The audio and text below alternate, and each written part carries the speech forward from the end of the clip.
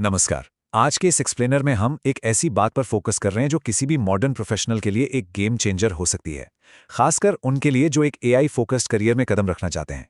देखिए, ये सिर्फ कुछ नए टूल्स सीखने तक सीमित नहीं है। आज हम बेसिक एआई लिटरेसी से लेकर एडवांस्ड एजेंटिक इंजीनियरिंग तक का एक पूरा स्ट्रक्चर्ड प्रोफेशनल पाथ डिकोड करने वाले हैं। एआई का लैंडस्केप इतनी तेजी से बदल रहा है ना कि 2026 आते आते रेलेवेंट रहने के लिए एक सॉलिड रोड मैप का होना बिल्कुल जरूरी है। तो चलिए बिना वक्त गवाए सीधे इस करियर प्रोग्रेशन मैप के अंदर चलते हैं। इस पूरे सफर को हमने 4 क्लियर फेजेस में बांटा है। पहला है फाउंडेशनल एआई स्किल्स, दूसरा है एजेंटिक वर्कफ्लोज, तीसरा है कमर्शियल पाइपलाइंस और आखिर में आता है द बॉस लेवल अनलॉक। ये चारों स्टेप्स एक ऐसा रास्ता तय करते हैं जो हाईली इन डिमांड और कमर्शियली वायबल स्किल्स की तरफ ले जाता है। तो शुरुआत करते हैं अपने पहले पड़ाव से। फेज 1, फाउंडेशनल एआई स्किल्स, यानी अपने बेसिक्स को सिक्योर करना। ये वो एब्सोल्यूट प्री रेक्विजिट्स हैं जिनके बिना आगे के कॉम्प्लेक्स एआई डेवलपमेंट के बारे में सोचना भी बेकार है। एआई लिटरेसी एस्टैब्लिश करने के लिए हमें इन 3 इनिशियल स्टेप्स पर ध्यान देना होगा। पहला कदम थोड़ा सरप्राइजिंग लग सकता है, एक एआई इन्वेस्टमेंट थीसिस डेवलप करना। इसके बाद आती है कोर प्रॉम्प्टिंग में मास्टरी हासिल करना और तीसरा स्टेप है अपने लिए एक कोर टूल स्टैक तैयार करना। सच कहूं तो इसकी शुरुआत एक डीप मार्केट अवेयरनेस से होती है। यहाँ ये कोड जरा गौर करने लायक है। हम में से बहुत लोगों को लगता है कि S&P 500 जैसे इंडेक्स फंड्स में पैसिव इन्वेस्टिंग करना बड़ा सेफ और न्यूट्रल है। पर असल में क्या है ना, इस पैसिव इन्वेस्टिंग से भी मार्केट में एआई का मैसिव एक्सपोजर मिल रहा होता है। क्यों? क्योंकि इन फंड्स में मौजूद सबसे बड़ी कंपनियां या तो खुद एआई कंपनियां हैं या उन्होंने एआई में हेविली इन्वेस्ट किया हुआ है। इसीलिए ये जरूरी हो जाता है कि हर प्रोफेशनल अपनी करियर स्टेबिलिटी और लाइफ सिचुएशन के हिसाब से अपने पोर्टफोलियो का कॉन्शियसली इवैल्यूएशन करे। अब बात करते हैं टूल्स की। देखिए, हर रोज कोई नया एआई टूल मार्केट में आता है और उसकी बड़ी हाइप बन जाती है। इस हाइप को थोड़ा इग्नोर करना सीखिए। उसके बजाय एक मिनिमल और हाईली क्यूरेटेड टूल स्टैक बनाना ज्यादा समझदारी है। इसे हम 3 कैटेगरीज में बांट सकते हैं: जनरल चैटबॉट्स जैसे क्लॉड या चैट जीपीटी, रिसर्च के लिए परप्लेक्सिटी या नोटबुक एलएम, और जॉब स्पेसिफिक टूल्स जैसे एसईओ के लिए सर्फर एसईओ या डेवलपर्स के लिए कोडिंग टूल्स। बस इन्हीं फाउंडेशनल टूल्स को मास्टर करने पर फोकस कीजिए। चलिए अब आते हैं अपने इंटरमीडिएट लेवल पर। Phase 2, agentic workflows. यहां हम बेसिक टूल से सवाल पूछने से आगे बढ़कर ऑटोनमस सिस्टम्स डिप्लॉय करना सीखते हैं। इस फर्क को क्लियर करना बहुत जरूरी है। स्टैंडर्ड एआई टूल्स कैसे काम करते हैं? एक रिक्वेस्ट दोगे तो एक रिस्पॉन्स मिलेगा, लेकिन एआई एजेंट्स, उन्हें आप एक ओवरआर्चिंग गोल दे सकते हैं और वो उसे पूरा करने के लिए मल्टी स्टेप एग्जीक्यूशन करते हैं। एक रियल वर्ल्ड एग्जाम्पल लीजिए।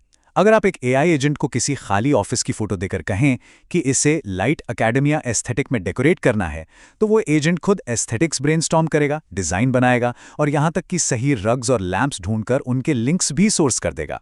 ये किसी आम चैटबॉट से कहीं ज्यादा पावरफुल है।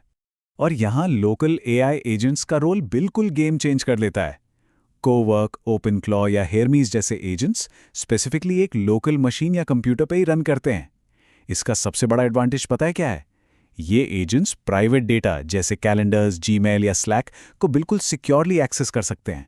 इससे कस्टम पर्सनल ऑटोमेशंस बनाए जा सकते हैं, जैसे हर सुबह एक पर्सनल डेली डाइजेस्ट तैयार करवाना या प्राइवेट डेटा का इस्तेमाल करके डीप डाइव रिसर्च ड्राफ्ट्स बनवाना।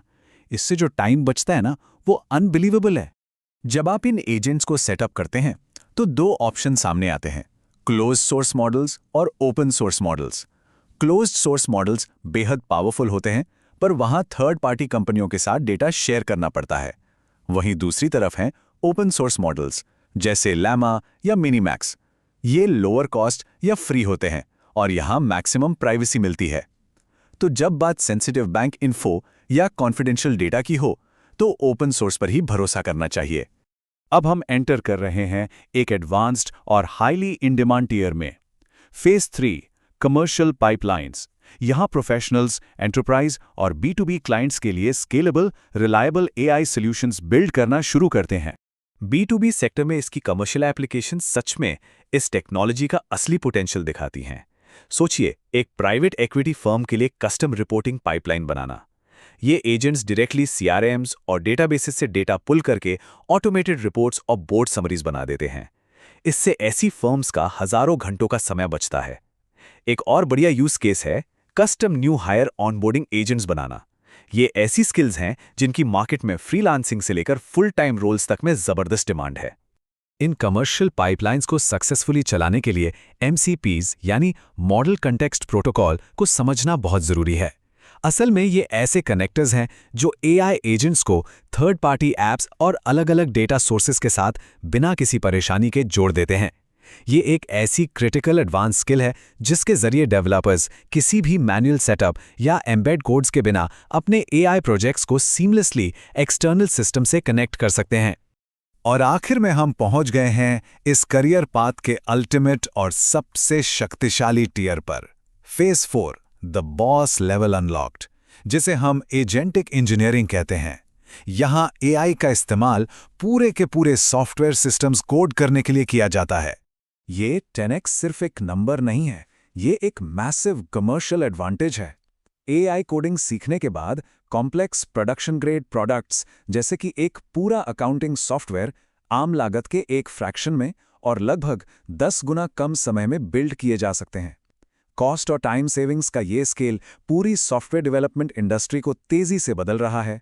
पर रुकिए, यहां एक बहुत बड़ा कैच भी है। ये रंजीन एनालॉजी देखिए, it's kind of like putting lipstick on a pig.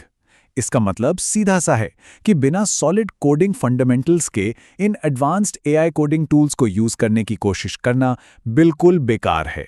अगर आपकी फाउंडेशनल नॉलेज क्लियर नहीं है तो सिस्टम ठीक से काम ही नहीं करेगा। इस कड़ी सच्चाई को याद रखना बहुत जरूरी है कि ट्रेडिशनल कोडिंग फंडामेंटल्स आज भी मैंडेटोरी हैं। एजेंटिक इंजीनियरिंग मास्टर करने से पहले मान के चलिए कि कम से कम 2 से 3 महीने का फोकस लर्निंग और एफर्ट देना ही पड़ेगा। पर हाँ, एक बार जब आप ये मेहनत कर लेते हैं तो आप खुद AI की मदद से उन एक्सपेंसिव सॉफ्टवेयर सब्सक्रिप्शंस के क्लोन्स बना सकते हैं और पर्सनल या बिजनेस कॉस्ट को ड्रास्टिकली कम कर सकते हैं। तो इस एक्सप्लेनर के आखिर में अपने आप से ये अहम सवाल जरूर पूछिए, आप इस AI करियर रोड मैप के किस लेवल पर अभी खड़े हैं और आगे बढ़ने के लिए अगला कदम क्या होना चाहिए। चाहे आप अभी बेसिक लिटरेसी पर काम कर रहे हों या फिर कमर्शियल पाइपलाइंस बनाने की तैयारी में हो, अपना करंट ईयर आइडेंटिफाई कीजिए और अपने अगले माइलस्टोन की तरफ पूरी तैयारी से बढ़िए। आज ही तय कीजिए कि आपका अगला स्टेप क्या होगा। साथ जुड़ने के लिए बहुत बहुत धन्यवाद।